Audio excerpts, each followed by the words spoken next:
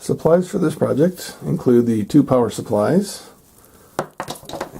You'll also need 2 of these computer cords,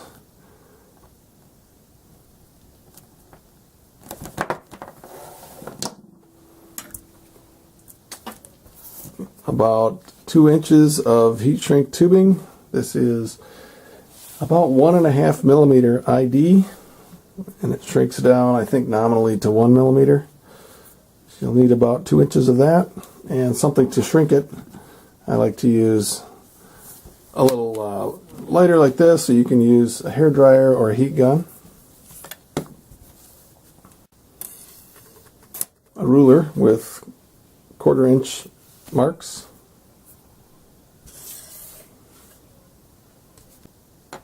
A hobby knife to cut the tubing.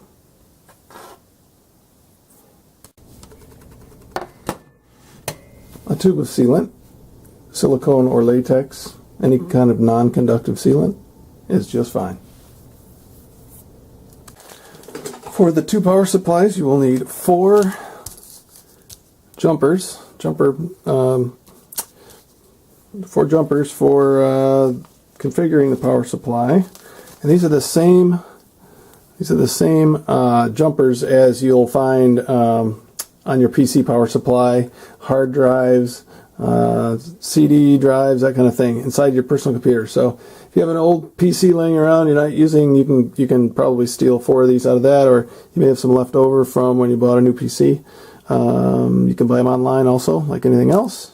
So you'll need 4 of those. Colors don't have to match.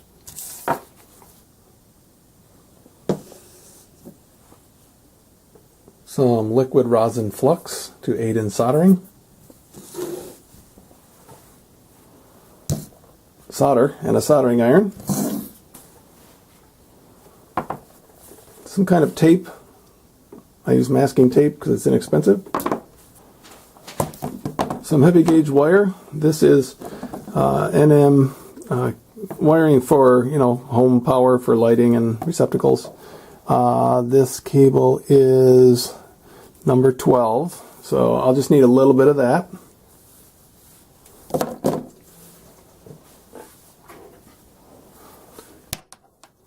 A pen. This is a marking pen, not a ballpoint, but it's a Sharpie. You'll need these power supply adapters that have your AC connection on one end and your computer connection on the other end. That plugs into the power supply.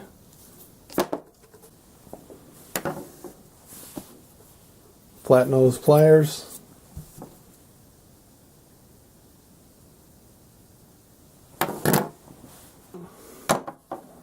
A screwdriver, Phillips head.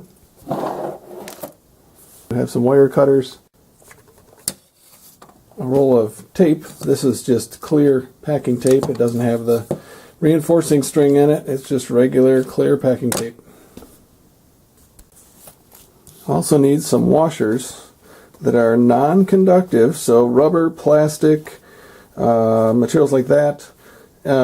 These happen to be nylon. These are nylon flat washers that are nylon, number 6. 4 in a package. In this case, you will need 4. Let's see, I think it's 4 of these for each power supply. So in my case, I'm going to need 8 of these to make my 24 volt power supply. You may find tweezers handy. These are really good tweezers here. This has an angled tip on it. This is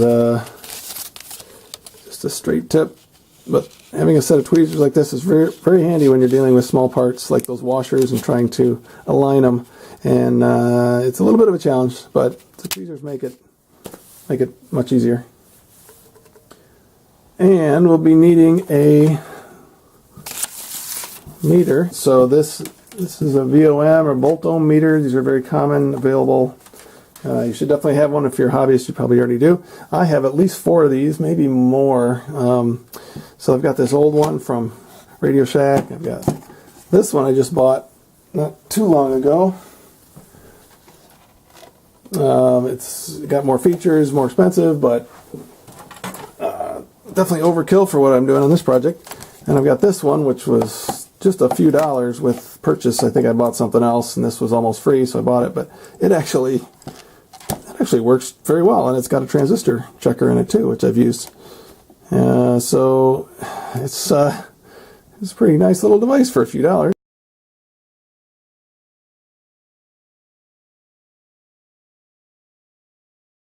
Okay, I've got this VOM set up to detect short circuits, and if I short these two leads together, it'll give me the resistance, which is 0 ohms, and a tone to say there's a conductive path, a short circuit basically. So if I connect this to the frame of the power supply, obviously that's a short circuit. Well, most equipment, the way it's made, is made for safety, with safety in mind. And on this 3-pin connector, that is on the other end of the power supply cord, the center terminal here is ground. So that is connected. I can do this. So the center terminal is connected to the ground lead, which is usually connected to earth outside the building. So ground is coming in here, and it's going to come into the center terminal here. And when I put the lead on here, if this is a short circuit, I will not be surprised. I'm going to have to hold it on. I can't clip it at this angle, but yes, it's connected electrically, which is great. And that's done so that if there's any kind of electrical fault in this equipment, where voltage ends up on the skin, which is where a person would be in contact with it, the fuse or breaker will trip. Fuse will blow, breaker will trip. But what's important here, and this is why a lot of people struggle to put two power supplies together in the same circuit to make one bigger power supply. We want to see, I'm still connected down there to the case here. Alright, so what we want to see is the case, which is grounded, connected to the output. And so on the positive, that'd be surprising to have this positive be connected. If that was the case, this would be a negative voltage power supply, like a minus 12 volt power supply. You probably see that on your desktop power supply label. But is it connected to the negative side? Well, it is, and that is a problem for this project. And that problem is solved by these washers. So with the washers, we'll be isolating the electrical path that is between the output negative side or minus terminal and the case. It's not a safety issue because the case is still connected to ground through the power plug. What this is called is isolation. So this will be an isolated output after we add the washers. And after we add the washers, if we do the same test, this is not going to indicate a connection. It won't beep, and there will be very high resistance there. So that's why the washers are installed. And if you don't install the washers, and if you don't isolate the output, then what will happen is that we are going to put these in series to make a 24 volt 41 amp power supply. So if you don't isolate, what will happen is, let's say this minus terminal will be considered 0 volts, and this will be it relative to this one. This will be 12 volts. I'm going to add a jumper later over to this negative side, minus side. So there will be 12 volts here. from here to there will be 12. And then this will add another 12 volts. So from here to here will be 24 volts. So if we put these in series and make this the kind of the lower power supply, the 0 to 12 volts, and make this the 12 to 24 volt power supply, so we get 24 volts overall. If this was 0 volts and we're grounded, we're okay. This would be at 12 volts relative to here. No tones, we're okay. If we connect the 12 volts and jumper it here, that's a short. So that is going to allow current to come out, to flow from the positive terminal here into the negative here, into the case, and out back to the power ground. It's a short circuit, and you're going to blow a fuse or harm your power supply. And I think actually these power supplies are intelligent, and they will shut down in that condition to save the components.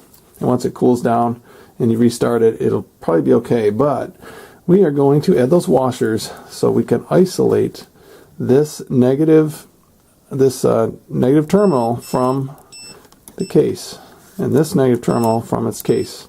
You don't need to do both. You could do just the higher voltage power supply, but we're going to do both so that if they're taken apart and then if they're put back together, it'll always work.